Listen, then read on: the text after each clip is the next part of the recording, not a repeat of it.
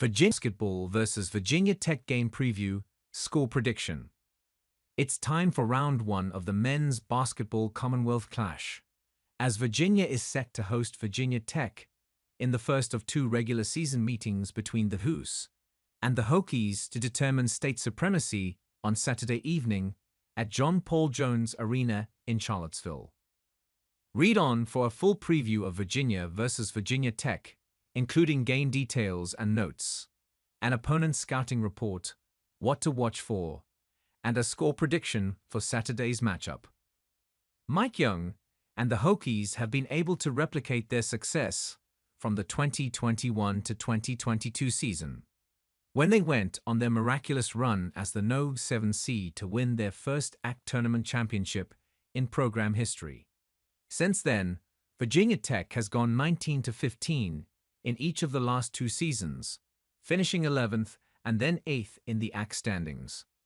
This year, the Hokies have taken another step back and are currently 9-12 overall and 4-6 in ACC play, sitting in a three-way tie for 10th place in the conference standings.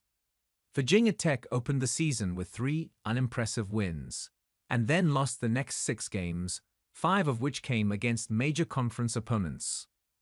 The team's only wins since then have come against North Carolina and Navy, Miami, Cal, and Ink State. Those last 2 wins over the Golden Bears and Wolfpack came by 3 points apiece, and then the Hokies have since dropped 3 in a row to Wake Forest, Georgia Tech, and Clemson.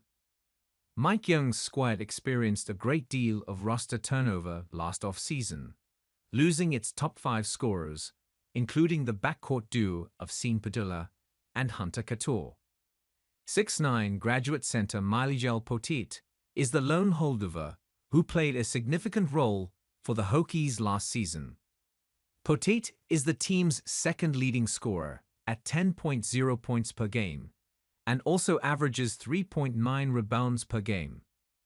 Virginia Tech has become front-court-centric, as the team's leading scorer is 6'8" forward and VUCA transfer Toby Owol, who averages 12.8 points and 6.8 rebounds per game, and is one of 4 players to rank in the top 20 in both scoring and rebounding in ACC games. Lowell has had 4 double-doubles this season and shoots 59.6% from the floor and 45% from beyond the arc. In the backcourt, Virginia Tech starts a pair of freshman guards in 5'11" Fairfax native Ben Hammond, 4.8 pick, 2.0 ACC, and 6'5" freshman Tyler Johnson, 6.3 pick, 5.2 ACC. They are joined by Duke transfer Jaden Schutt, who is third on the team in scoring at 8.5 points per game, and is the team's most prolific three-point shooter at 35.2% on nearly 6 attempts per game. Virginia Tech's best three-point shooter is College of Charleston transfer Ben Burnham, a 6'7" forward who shoots 45.8% from 3 and averages just under 7 points per game. Returning sophomore guard Brandon Recksteiner has been in and out of the starting lineup. The 6'0" guard leads the team in assists, 3.1 ACC, and averages 7.0 points per game and shoots 31.6% from three-point range. Sophomore guards Jaden Young, 6.7 PUC, 33.3% 3-points FG, and Rodney Brown Jr., 4.3 pick, 40.6% 3-points FG, also play significant roles off the bench. Virginia Tech ranks 16th in the ACC in scoring offense, 69.8 pick, and 15th in team field goal percentage, 43.9%. But the Hokies are also 6th in the league in three-point shooting. Virginia Tech leans on its front court trio of Lowell, Poteet, and Burnham to do nearly half of the team's scoring. Virginia's front court has been a work in progress all season, but Blake Buchanan, Jacob Kofi, and Anthony Robinson have had better performances recently. One thing to look out for is the status of Elijah Saunders, who missed the Miami game with an injury. Saunders is Juve's preferred option at the 4, and the Cavaliers had to get creative without him at Miami.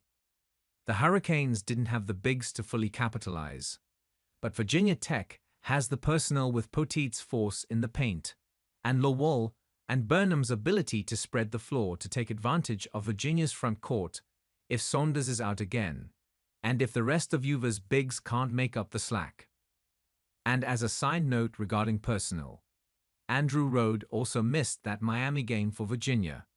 The Cavaliers managed to win without him, but they'll have a better chance against the Hokies if he is able to return to the floor.